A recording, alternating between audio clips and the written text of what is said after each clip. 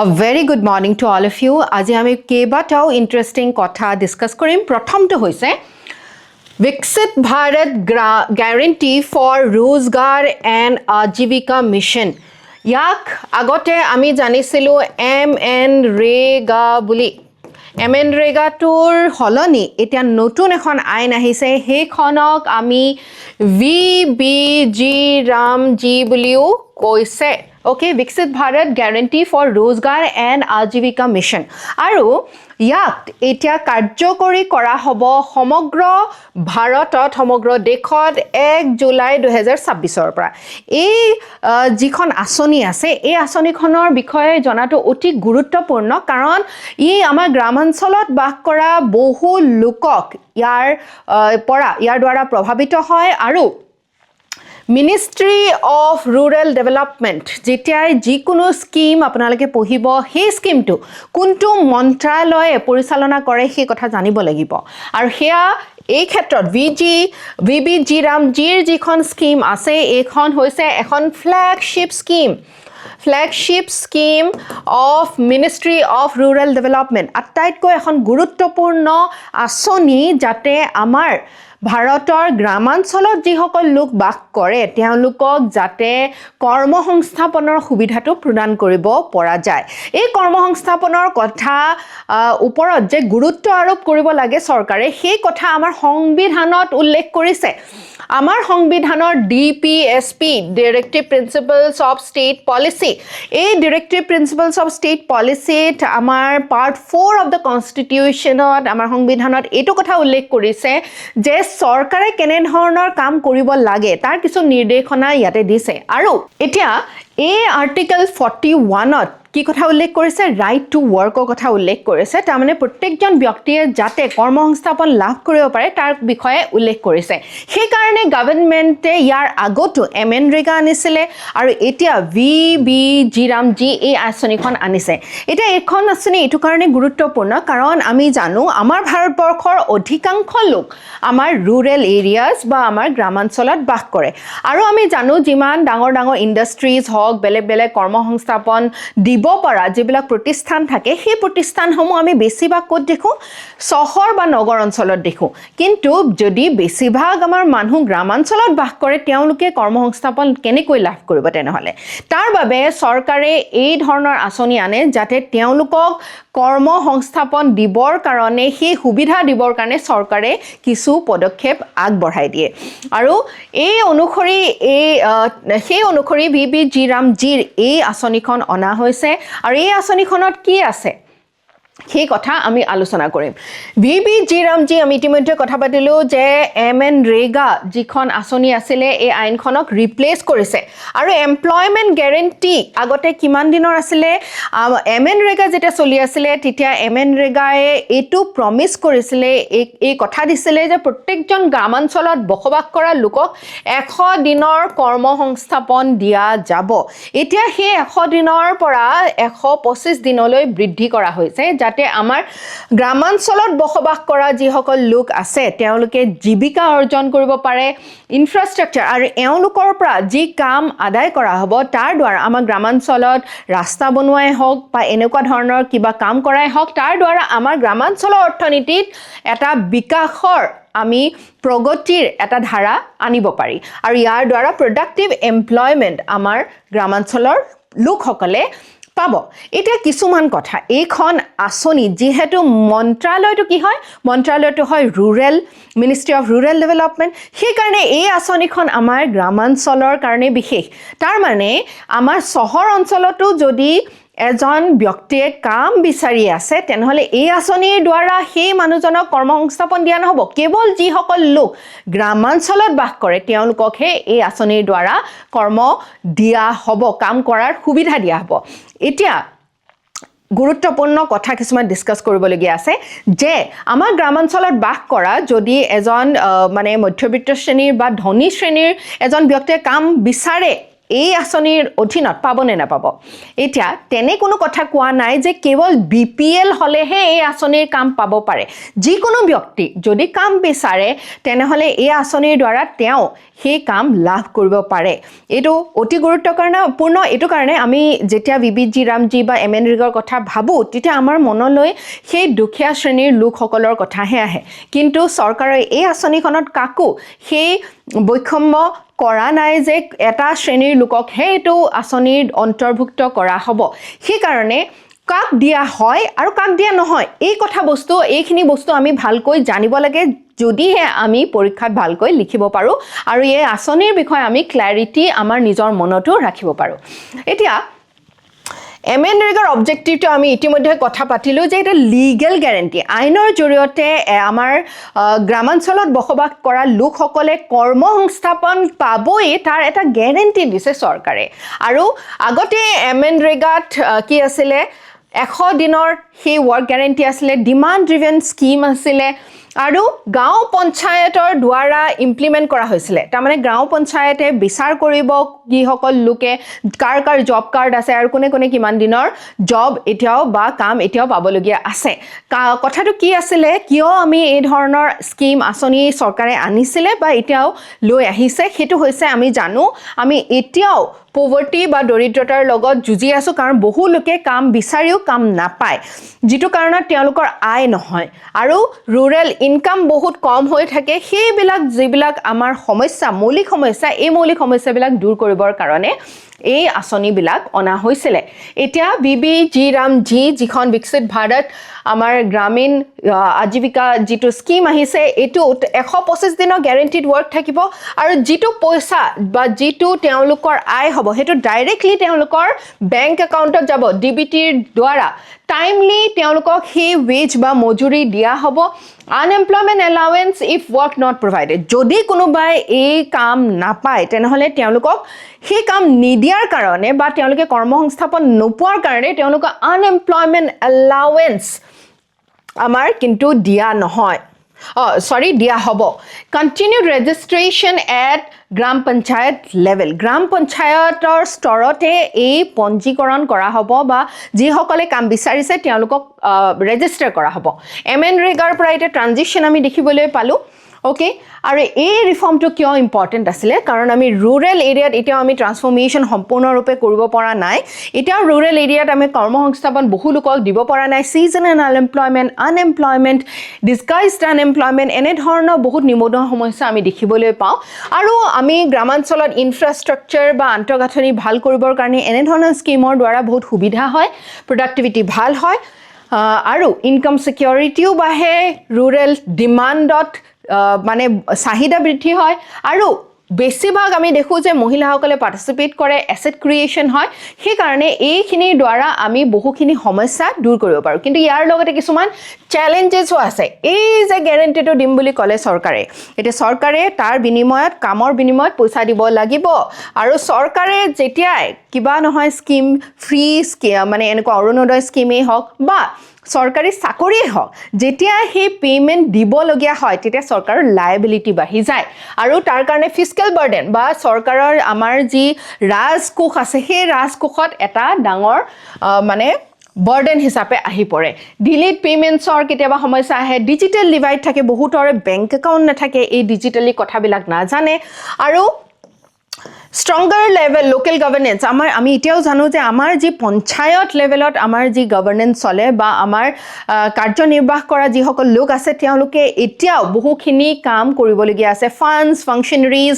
বা সেই স্কিল লোক আমি এতিয়াও গ্ৰাম পঞ্চায়ত লেভেলত কাম কৰাত কম দেখিবলৈ পাওঁ যেটো কাৰণত এই সমস্যাবিলাক এই প্ৰত্যাহ্বানবিলাক নথকাৰ নহয় ইয়াৰ কাৰণে ডিজিটেল লিংক কৰিবলৈ যত্ন কৰা হৈছে আধাৰ জনধন একাউণ্ট আৰু ইয়াৰ জৰিয়তে যাতে আমি ট্ৰান্সপাৰেন্সি নিকা আৰু স্পষ্টতাৰে এই স্কিমখিনি আমি আগুৱাই লৈ যাব পাৰো ওকে সো ইয়াৰ পজিটিভ সাইডৰ কথা আমি ইতিমধ্যে গম পালো যে আমি যি সকল লোক বহুত দৰিদ্ৰ যিসকল লোকৰ কাম কৰ্মসংস্থাপন একো নাই তেওঁলোকক এটলিষ্ট 365 দিনৰ ভিতৰত 125 দিন যাতে তেওঁলোকে কাম কৰিব পৰা সুবিধা পায় তাৰ বাবে এই আঁচনিখন পুনৰ এতিয়া কি কৰা হৈছে এমএনৰেগাৰ পৰা এটা নতুন ৰূপ দিয়া হৈছে ইয়াতে এমসিকিউ এটা কৰিবা ঠিক আছে খুব ইণ্টাৰেষ্টিং হয় এই MCQটো আমি ইতিমধ্যে যিখিনি কথা আলোচনা কৰিলোঁ তাৰ দ্বাৰাই কৰিব পাৰিবা consider the following statements MNREGA guarantees wage employment by law. Definitely, 2005 চনত যেতিয়া MNREGA আহিছিলে তেতিয়া আমাৰ ৰুৰেল এৰিয়াত কৰ্মসংস্থাপন দিবৰ কাৰণে এইটো ল আইনগতভাৱে এইটো এটা গ্যাৰান্টি হিচাপে অনা হৈছিলে article 41 relates to the right to work definitely আমি আৰ্টিকল 41 DPSPৰ কথা পাতিলোঁ যে কৰ্মসংস্থাপন লাভ কৰিব পৰা অধিকাৰটো আমাৰ জনসাধাৰণক আমাক চৰকাৰে দিব লাগিব সেয়া আমাৰ সংবিধানে নিশ্চিত কৰিছে আৰ্টিকল 41ৰ জৰিয়তে DBT direct benefit transfer is used for wage transfer in rural welfare schemes definitely আমি দেখিবলৈ পাইছো rural welfare বহু কল্যাণকামী যিবিলাক গ্ৰামাঞ্চলত আঁচনি আছে তাৰ যেতিয়াৰে পৰা আমাৰ ডিজিটেল মানে ইণ্ডিয়া ড্ৰাইভটো হৈছে তেতিয়াৰে পৰা আমি DBT ট্ৰান্সফাৰবিলাক বৃদ্ধি হোৱা দেখিবলৈ পাইছোঁ 1 2 and 3 are the correct answer মেইনছত কি প্ৰশ্ন ইয়াৰ ওপৰত আহিব পাৰে মেইনছত প্ৰশ্ন ইয়াৰ ওপৰত ডেফিনেটলি আহিব পাৰে ইন GS পেপাৰ 2 কিয় কাৰণ GS পেপাৰ 2ত আঁচনি আমাৰ চৰকাৰৰ নীতি ইয়াৰ ওপৰত আপোনালোকে জানিব লাগে যিহেতু চৰকাৰী কৰ্মচাৰী হ'বলৈ গৈ আছে চৰকাৰেনো ইতিমধ্যে কি কাম কৰি আছে সেই কথা জনাটো অতি গুৰুত্বপূৰ্ণ সেইকাৰণে আমি প্ৰিলিমছ আৰু মেইনছ বা ইণ্টাৰভিউত প্ৰায় আমি সদায় দেখিবলৈ পাওঁ স্কিমছৰ ওপৰত প্ৰশ্ন সুধিছে নীতি পলিচিজৰ ওপৰত প্ৰশ্ন সুধিছে এতিয়া the transition from MNREGA to VBG Ramji reflects shift from welfare centric employment to productivity oriented rural development এটা কি আছিল আগতে কেৱল জব দিবৰ কাৰণে যিকোনো আঁচনি যিকোনো এটা মানে কাম লৈ লোৱা গৈছিলে কিন্তু এতিয়া প্ৰডাক্টিভিটিৰ ওপৰত গুৰুত্ব আৰোপ কৰিছে যে সঁচা অৰ্থত সেই গ্ৰামাঞ্চলত কি কামৰ প্ৰয়োজন আছে আৰু তাৰ কাৰণে কেনে ধৰণে এমপ্লয়মেন্ট জেনেৰেট কৰিব পৰা যায় ক্ৰিটিক্যালি এক্সামিন আপোনালোকক সমালোচনাত্মকভাৱে নিৰীক্ষণ কৰিব কৈছে ইমপ্লিকেশন ইয়াৰ কি হ'ব বিশেষকৈ ইনক্লুসিভ গ্ৰোথৰ কাৰণে সকলোকে সামগ্ৰিকভাৱে যদি আমি প্ৰগতি বিচাৰো তেতিয়া আৰু ৰুৰেল লাইভলিহুডৰ ক্ষেত্ৰত ৰুৰেল লাইভলিহুড মানে গ্ৰামাঞ্চলত বাস কৰা লোকসকলৰ জীৱিকাৰ ক্ষেত্ৰত ওকে নেক্সট বহুত গুৰুত্বপূৰ্ণ এটা আমাৰ সায়েন্স এণ্ড টেকৰ GS পেপাৰ 3 কাৰণে এটা GS পেপাৰ 3 কাৰণে এটা বিষয়বস্তু হেতু হৈছে এটা নতুন আমি মানে জুনোটিক ডিজিজ মানে হৈছে যিবিলাক বেমাৰ আমাৰ এনিমেলছ বা আমাৰ জীৱ-জন্তুৰ পৰা আমাৰ মানুহবিলাকক এফেক্ট কৰে বা আক্ৰান্ত কৰিব পাৰে যেনেকৈ কোভিডটো এটা তেনেকুৱা জুনোটিক ভাইৰাছ হয় তাৰপিছত আছিলে বা আমাৰ নিপা ভাইৰাছটো তেনেকুৱা এটা ভাইৰাছ হয় ঠিক তেনেকৈ হান্তা ভাইৰাছ or outbreak আমি দেখিবলৈ পাইছো হন্ডিয়াস ক্ৰুজ শিপত এই MV হন্ডিয়াস ক্ৰুজ শিপ যেটো নেকি সাউথ আমেৰিকালৈ গৈছিলে এই জাহাজখনত থকা মানুহক এই এটা বিশেষ ৰূপে আক্ৰান্ত কৰিছে যেটো কাৰণত এটা গোটেই বিশ্বজুৰি এই বেমাৰটোৰ ওপৰত চৰ্চা লাভ কৰিছে আৰু সেই কাৰণে আমি এই কাৰেণ্ট এফেয়াৰ্স ক্লাছত এই বেমাৰটোৰ বিষয়ে আলোচনা কৰিছো এটা হান্তা ভাইৰাছ বা এই বেমাৰটোৰ বিষয়ে এই ভাইৰাছটোৰ বিষয়ে কিছু কথা জানিম ক'ত এফেক্ট কৰে এই লাংছত এফেক্ট কৰে মাইস বা ৰেটস নিগনিৰ পৰা ই মানে বিয়পে আৰু মানুহৰ কি হ'ব পাৰে ফেটিক হ'ব পাৰে ভাগৰ লাগিব পাৰে নজিয়া ভমিটিং হ'ব পাৰে বা ডায়ৰিয়া হ'ব পাৰে কাফ হ'ব পাৰে ব্ৰিথিঙত প্ৰবলেম হ'ব পাৰে ৰেসপিৰেটৰি যেনেকৈ কোভিডত আমি দেখিবলৈ পাইছিলো উশাহ নিশাহ লোৱাত মানুহৰ প্ৰবলেম বা মানুহে প্ৰত্যাহ্বান পায় ঠিক তেনেকুৱা ধৰণৰ কিছুমান সমস্যাই দেখা দিব পাৰে যদি হান্তা ভাইৰাছৰ এই এটেকটো আমাৰ মানুহৰ হয় সো কি হ'ল এতিয়া এজন ফৰাচী পেছেঞ্জাৰ এজন যেতিয়া তেওঁলোকৰ ক্ৰুজ শিপ MV হন্ডিয়াছৰ ৰে গৈছিলে তেওঁক এই ভাইৰাছটোত পজিটিভ পোৱা গ'ল তাৰমানে এই ভাইৰাছটোৱে আক্ৰান্ত কৰিছে বুলি এতিয়া গম পোৱা গ'ল আৰু 7 পেছেঞ্জাৰ্ছ ৱে আইছলেটেড আফটাৰ এক্সপ'জাৰ আৰু তেওঁৰ লগত অহা বহুত মানুহক এতিয়া সেপাৰেশন কৰা হৈছে আইছলেট কৰা হৈছে যেনেকৈ কোভিডৰ সময়ত আমি দেখিছিলো যে যদি কোনোবা এজনৰ কোভিডত আক্ৰান্ত হৈছে তেনে সেই মানুহজনক আইছলেশনত থাকিবলৈ দিয়া হৈছিল তেওঁৰ লগত কোনো ধৰণৰ আমি মানে পৰস্পৰৰ সম্পৰ্ক ওচৰত গৈ পেলাই ৰাখিব নোৱাৰাৰ যেটো ব্যৱস্থা গ্ৰহণ কৰা হৈছিল আৰু ফ্ৰান্সৰ অথৰিটিজ বিলাকে এতিয়া মেডিকেল ইভাকুৱেশ্যন কৰিছে আইছলেশন কৰিছে কন্টাক্ট ট্ৰেচিং কৰিছে যে তেওঁ কাৰ সংস্পৰ্শত আহিছিল সেই গোটেই ট্ৰেচ কৰিবলৈ যত্ন কৰিছে কিয় কাৰণ তেওঁক এই বেমাৰটোৱে আক্ৰান্ত কৰিছে এতিয়া হান্টা ভাইৰাছ কি হয় আমি ইতিমধ্যে ক'লো যে এইটো এটা জুনোটিক ভাইৰাছ মানে যিটো ভাইৰাছ এনিমেলছ বা আমাৰ জীৱ জন্তুৰ পৰা আহি আমাৰ মানুহক এফেক্ট কৰে বিশেষকৈ এই হান্টা ভাইৰাছটো হয় নিগনিৰ মলমূত্ৰ ইউৰিনৰ পৰা ড্ৰপিংছৰ পৰা চেলাইভাৰ পৰা contaminated even air particles যদি বতাহটো সেই নিগনিৰ কিবা মুখৰ বীজাণু গৈছে তেনেহলে সেই বীজাণুৱে মানুহকো এফেক্ট কৰিব পাৰে এটো এটা নতুনকৈ আমি দেখিছো বহুত বেছিকৈ আক্ৰান্ত কৰিছে আমাৰ মানুহক এটা জুনোটিক ডিজিজ ঠিক আছে ইয়াৰ কেইবাটাও বিধ আছে বেলেগ বেলেগ টাইপস আছে ঠিক আছে তাৰে ভিতৰত এতিয়া আমি কথা পাতি আছো এন্ডিছ হান্টা ভাইৰাছটো এটো কাৰণে বেছি গুৰুত্বপূৰ্ণ কাৰণ কি আগৰ কিছুমান হান্টা ভাইৰাছে মানুহক যদি আক্ৰমণ কৰে তেতিয়া মানুহৰ পৰা মানুহলৈ হেতু নিবিয়পিছিলে কিন্তু এন্ডিছ হান্টা ভাইৰাছটো কি হয় এটো হিউম্যান টু হিউম্যান ট্ৰান্সমিশন হ'ব পাৰে আগৰ হান্টা ভাইৰাছ বিলাকে কেৱল নিগনিৰ পৰাহে মানুহক এফেক্ট কৰিছিলে কিন্তু এতিয়া মানুহৰ পৰা মানুহলৈও মানে এটো কন্টামিনেট হোৱাৰ চান্সেস ৰাখে আৰু কোড দেখিবলৈ পোৱা যায় south America Chile Argentina south America বা সাউথ মানে দক্ষিণ আমেৰিকাৰ যি মহাদেশ আছে তাত আমি দেখিবলৈ পাওঁ ইয়াত কি হয় মানুহৰ ফিভাৰ জ্বৰ হ'ব পাৰে মাসল পেইন হ'ব পাৰে উশাহ নিশাহ লোৱাত প্ৰবলেম হ'ব পাৰে ফিভাৰ হ'ব পাৰে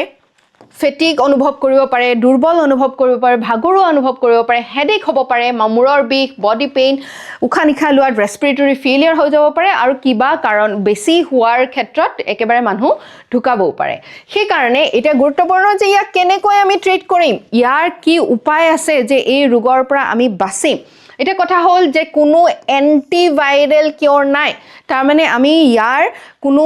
মানে আগতীয়াকৈ ইয়াৰ ভ্যাকচিন লব পৰা কোনো ধৰণৰ ব্যৱস্থা এতিয়ালৈকে নাই কাৰণ কি যিবিলাক নতুন আমাৰ বেমাৰ সেই নতুন বেমাৰ বিলাকৰ কাৰণে ভ্যাকচিন ডেভেলপ কৰাৰ ক্ষেত্ৰত আমাৰ বহু সমস্যা আহি পৰে ইয়াত কি কৰিব পৰা যায় তেন্তে কেয়াৰ ল'ব পৰা যায় যেতিয়া ৰোগী আক্ৰান্ত হোৱা দেখিবলৈ পোৱা যায় ৰোগীজনক কেয়াৰ দিব পৰা যায় তেওঁৰ সুৰক্ষা তেওঁৰ চিকিৎসা কৰিব পৰা যায় অক্সিজেন সাপোৰ্ট ইন্টেনসিভ মনিটৰিং আৰু নিগনিৰ কন্ট্ৰোল কৰিব লাগিব নিগনি বিলাকে বেমাৰো বিয়পায় নিগনি বিলাকে শস্য নষ্ট কৰে এই নিগনিক আমি যদি নিয়ন্ত্ৰণ নকৰি ই আমাৰ কাৰণে বহুত বেয়া সমস্যা কঢ়িয়াই আনে স্যানিটেশন ভালকৈ সাফ চিকুণতাৰে আমি থকাটো গুৰুত্বপূৰ্ণ আৰু প্ৰটেক্টিভ ইকুইপমেন্ট যেনেকৈ আমি পিপি সুটস আমাৰ ডক্টৰ সকলে পিন্ধা দেখিবলৈ পাইছিলো কোভিডত মাস্ক লগোৱা গ্লাভছ পিন্ধা এনে ধৰণৰ বস্তু আমি কৰিব লাগিব জুনোটিক ডিজিজৰ কথা আমি ইতিমধ্যে কথা পাতিলো জুনোটিক ডিজিজ মানে সেই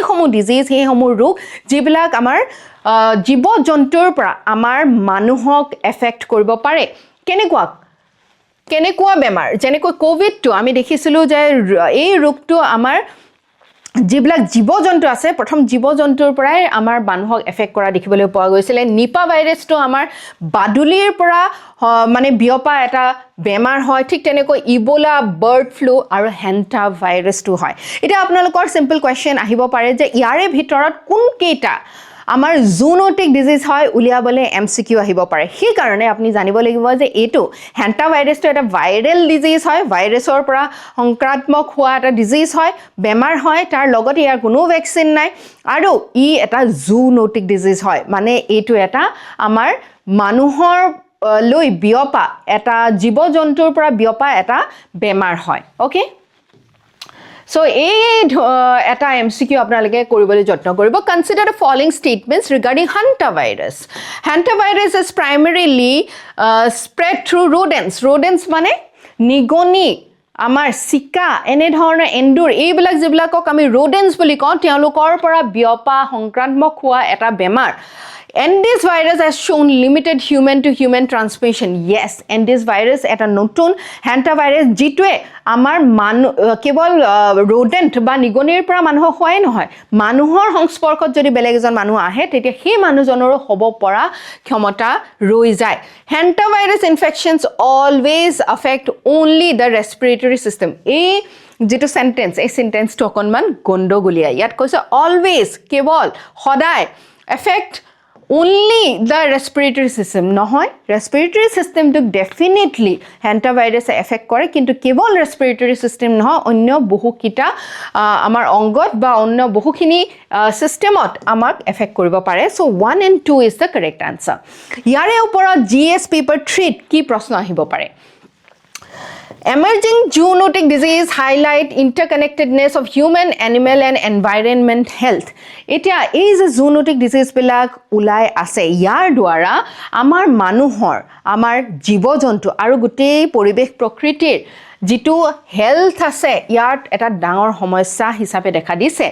Discuss in the context of recent global outbreaks and examine the significance of one health approach. Gutei biশ্বৰ কাৰণে যাতে আমি এক মানে একত্ৰিত হৈ পেলাই এই বেমাৰবিলাকৰ লগত আমি যুঁজিব পাৰো তাৰ কি গুৰুত্ব আছে তাৰ কি ভূমিকা আছে okay Next hoise India Vietnam strategic partnership strategic convergence in Indo-Pacific Vietnam khon ekhon bahut guruttopurno desh jikhon desh Asiat ase Asia mohadeshot ase aru ei dekhonor logot etia Bharator jitu partnership বা relationship হয় আমাৰ যি সম্বন্ধ হয় ইয়া এই সম্বন্ধটোৰ এটা নতুন ৰূপ লৈছে সেই কাৰণে আমি এই কথা ডিসকাস কৰিছো এতিয়া ভিয়েটনাম খন ক'ত আছে ভিয়েটনাম খন চাবদে ইয়াত আমি সাউথ ইষ্ট এছিয়া বুলি যাক কওঁ দক্ষিণ পূব এছিয়া এই দক্ষিণ পূব এছিয়াৰ এই এছ নিচিনা এই যিখন দেশ এইখন হৈছে ভিয়েটনাম আৰু ভিয়েটনামখনৰ এটা বহুত ট্ৰাবল হিষ্ট্ৰী আছে যেতিয়া শীতল যুদ্ধ চলি আছিল তেতিয়া ভিয়েটনামত 20 বছৰৰো অধিক সময় 1955 ৰ পৰা around 1975 ৰ লৈকে proxy war এখন ডাঙৰ যুদ্ধ দেখিবলৈ পোৱা গৈছিল শীতল যুদ্ধ আমি জানো দুটা বেলেগ আদৰ্শৰ কাৰণে হোৱা যুদ্ধ এফালে আসলে USSR যি কমিউনিজম সোশ্যালিজমৰ ধাৰণা বা আদৰ্শত তেওঁলোকে বিশ্বাসী আছিল আৰু আনফালে আছিল USA আৰু USA সাপোৰ্ট কৰা বা তেওঁলোকৰ সংগ দিয়া বাকি বিলাক দেশ যি লিবাৰেলিজম উদাৰবাদ বা যিটো আমি ক্যাপিটালিজম বুলি কওঁ সেই ক্যাপিটালিজম পুঞ্জিবাদ বা উদাৰবাদৰ আৰু এই যিটো সোশ্যালিজম বা আমি কমিউনিজমৰ মাজত এটা সংঘাত দেখিবলৈ পাইছিলো আৰু এই সংঘাতৰ এটা মানে প্ৰক্সি war এটা ৰূপ আমি দেখিবলৈ পাইছিলো এটা বিভৎস ৰূপ দেখিবলৈ পাইছিলো ভিয়েটনাম ওয়াৰৰ ক্ষেত্ৰত য'ত নৰ্থ ভিয়েটনামক সাপোৰ্ট কৰিছিল চাইনা আৰু USSR সোশ্যালিজম বা কমিউনিজমৰ ধাৰণাত বিশ্বাসী আৰু যিখন সাউথ ভিয়েটনাম আছিল সাউথ ভিয়েটনামক সহায় কৰিছিল USA আমেৰিকা আৰু তাৰ এলাইজ সমূহে কিন্তু এই যিখন যুদ্ধ আছিল এই যুদ্ধ 20 বছৰৰ ওচৰৰ এখন যুদ্ধ যেতিয়া তাৰ যৌৱনিকা পৰিলে তেতিয়া নৰ্থ ভিয়েটনাম বিজয়ী হ'ল তাৰ মানে চাইনা USSR ৰ যি আদৰ্শ সেই আদৰ্শৰ দ্বাৰা পৰিচালিত ভিয়েটনামৰ এই অংশ নৰ্থ ভিয়েটনাম বিজয় হ'ল আৰু ই এটা ডাঙৰ কথা গুটে বিশ্ববাসীক কলে যে এনেকুৱা ধৰণৰ war য'ত কৌশলগত কথা বহুত থাকে য'ত ষ্ট্ৰেটেজিৰ কথা থাকে য'ত জিঅ'পলিটিক্স সোমাই থাকে এই ক্ষেত্ৰত আমি কেৱল এইটো কথাই ক'ব নোৱাৰো যে যি শক্তিশালী দেশ কাৰণ USA বহুত শক্তিশালী আছিল আমি জানো কিন্তু USA এই যুদ্ধখন হাৰিলে আৰু এতিয়া এই ইয়াতে গুটে বিশ্বত চলি থকা আমি বেলেগ আদৰ্শৰে আমি গুটে বেলেগ ৰাষ্ট্ৰ পৰিচালিত হোৱা দেখিবলৈ পাওঁ সোশ্যালিজমৰ আদৰ্শৰে ভিয়েটনাম এতিয়াও পৰিচালিত যদিও কিন্তু সম্পূৰ্ণ কমিউনিষ্ট বা সোশ্যালিষ্ট বুলি ক'ব নোৱাৰো কাৰণ তাত এতিয়াও আমি বিশেষকৈ 1986 ৰ পিছৰে পৰা তেওঁলোকে নিজৰ মাৰ্কেট বা নিজৰ বজাৰখন তেওঁলোকে খুলি দিলে হাফ মানে কিছু পক্ষক আমি তাতে লিবাৰেলিজমো দেখিবলৈ পাওঁ আজিৰ দিনত কিন্তু এতিয়াও তাতে কিন্তু ওয়ান পাৰ্টি সিস্টেমে চলি আছে যেটো আমি কমিউনিষ্ট দেশবিলাকত দেখিবলৈ পাওঁ সো এই ভিয়েটনামৰ প্ৰেসিডেন্ট টো লাম তেওঁ আহিছিলে আমাৰ ভাৰতলৈ আৰু তেওঁৰ লগত এতিয়া আমাৰ যি বাইলেটাৰেল টাই আছে বা আমাৰ দ্বিপাক্ষিক সম্বন্ধ আছে এই দ্বিপাক্ষিক সম্বন্ধ আমাৰ এতিয়া এনহেন্স কৰা হৈছে ইয়াক আৰু এটা নতুন ৰূপ দিয়া হৈছে কৈছে এনহেন্স কম্প্ৰিহেনচিভ ষ্ট্ৰেটেজিক পাৰ্টনাৰশ্বিপ এতিয়া ভিয়েটনামৰ লগত আমি কেনেকুৱা সম্বন্ধ ৰাখোঁ যেতিয়া আমি যিকোনো এজন মানুহৰ লগত ব্যক্তিৰ লগত আমাৰ সম্বন্ধ প্ৰথম গঢ় লয় তেতিয়া হয়তো তেওঁ প্ৰথম চিনাকি হওঁ তাৰপিছত তেওঁৰ লগত আমাৰ বন্ধুত্ব গঢ় লয় তাৰপিছত তেওঁৰ আমাৰ হয়তো যদি বহুত ভাল ফ্ৰেণ্ডশ্বিপ হয় তেনেহ'লে তেওঁ আমাৰ একদম প্ৰিয় বন্ধু বা বেষ্ট ফ্ৰেণ্ডলৈ পৰিণত হয় আৰু কেতিয়াবা সেই ফ্ৰেণ্ডশ্বিপ আমাৰ সম্বন্ধ বৈবাহিক সম্বন্ধলৈও আমি ৰূপান্তৰ হোৱা দেখিবলৈ পাওঁ ঠিক তেনেধৰণে দুখন দেশৰ মাজত যি সম্বন্ধ দ্বিপাক্ষিক সম্বন্ধ সেই সম্বন্ধও আমি ইভলভ হোৱা তাৰ ক্ৰমবিকাশ হোৱা আমি দেখিবলৈ পাওঁ আৰু ভিয়েটনামৰ ক্ষেত্ৰত আমি কেনেকৈ আমাৰ ৰিলেশ্যনশ্বিপটো বদলিছে বা কেনেকৈ ইভলভ হৈছে যদি আমি চাওঁ তেতিয়া 1972ত আমাৰ ডিপ্ল'মেটিক ৰিলেশ্যন আমি এষ্টাব্লিছ কৰিলোঁ দ্বিপাক্ষিক সম্বন্ধৰ এটা অফিচিয়েল ৰূপ দিলোঁ তাৰপিছত 2007 চনত ষ্ট্ৰেটেজিক কৌশলগতভাৱে আমি যে পাৰ্টনাৰ হ'ম সেই কথা আমি ডিচাইড কৰিলোঁ তাৰপিছত 2016 চনত কম্প্ৰিহেনচিভ সামগ্ৰিকভাৱে এই কৌশলগত যিটো আমাৰ সম্বন্ধ আছে ইয়াক আমি উন্নীত কৰিম সেই কথা আমি সিদ্ধান্ত ল'লোঁ তাৰপিছত এতিয়া 2026ত অকল কম্প্ৰিহেনচিভেই নহয় ইয়াক আৰু বেছি এনহেন্স কৰিম তাৰমানে আমাৰ যিটো বন্ধুত্ব আছে এই বন্ধুত্বৰ আমি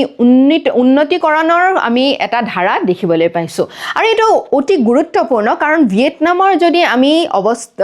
য'ত আছে য'ত অৱস্থিত সেই কথা যদি আমি চাওঁ তেনেহ'লে দেখিবলৈ পাওঁ ই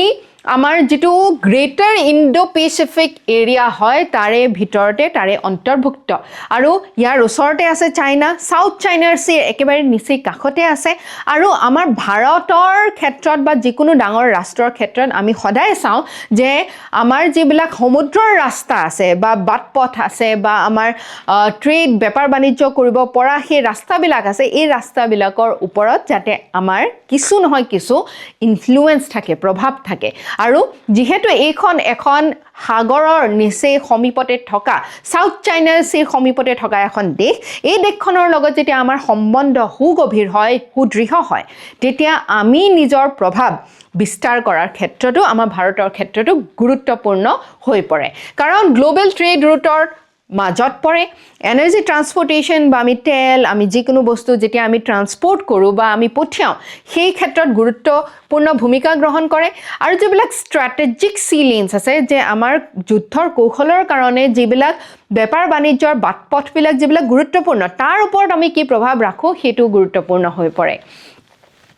ওকে এটা ইকনমিক কোঅপাৰেশ্যন যদি চাওঁ আমি আমাৰ ভাৰতবৰ্ষৰ লগত কেনেকুৱা ধৰণৰ কোঅপাৰেশ্যন আছে আমি বাইলেটাৰেল দুখন দেশৰ মাজত $16 বিলিয়ন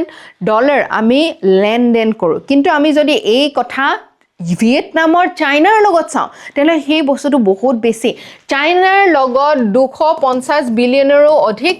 লেনদেন ভিয়েটনামে কৰে যিটো কাৰণত চাইনা ভিয়েটনামৰ আটাইতকৈ ডাঙৰ ট্ৰেডিং পাৰ্টনাৰ হৈ পৰে এতিয়া ভাৰতে নিজকে এক নম্বৰ ৰাষ্ট্ৰলৈকে যদি আমি লৈ যাবলৈ বিচাৰোঁ কেতিয়াবা তেনেহ'লে চাইনাই কি কৰি আছে আমি নিশ্চিতকৈ তাৰ ওপৰত নজৰ ৰাখিব লাগিব আৰু এই ক্ষেত্ৰত আমি কৈছোঁ যে 2030লৈকে $25 বিলিয়ন